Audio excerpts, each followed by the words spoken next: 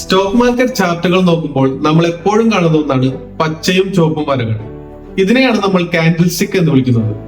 ഇത് വെറും നിറങ്ങളല്ല, ഒരു നിശ്ചിത സമയത്തിനുള്ളിൽ പ്രൈസിന് എന്ത് സംഭവിച്ചു എന്ന് കൃത്യമായത് പറഞ്ഞു തരും. ഒരു കാൻഡിലിന് പ്രധാനമായും രണ്ട് ഭാഗങ്ങളുണ്ട്.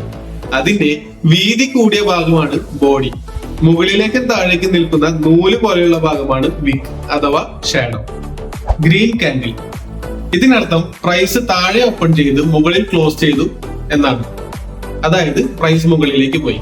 റെഡ് കാൻഡിൽ, ഇവിടെ പ്രൈസ് മുകളിൽ ഓപ്പൺ ചെയ്തു താഴെ ക്ലോസ് ചെയ്തു, അതായത് പ്രൈസ് താഴേക്ക് വന്നു. ഈ വിക്കുകൾ ശ്രദ്ധിച്ചിട്ടുണ്ടോ? അത് കാണിക്കുന്നത് ആ സമയത്തിനുള്ളിൽ പ്രൈസ് പോയ ഏറ്റവും വലിയ നിലയും ഏറ്റവും താഴ്ന്ന നിലയുമാണ്.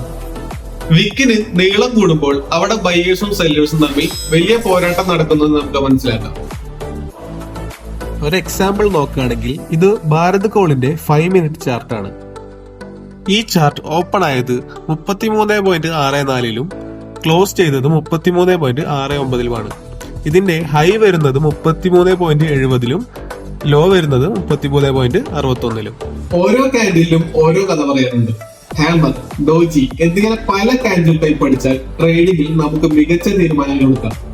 കാൻഡിൽസ് മാത്രം നോക്കി ഒരിക്കലും ട്രേഡ് എടുക്കാതെ മറ്റ് കൺഫർമേഷൻ ക്ലബ് ചെയ്ത് ട്രേഡ് എടുക്കാൻ ശീലിക്കും. കൂടുതൽ സ്റ്റോക്ക് മാർക്കറ്റ് അറിവുകൾക്കായി ഫോളോ ചെയ്യും.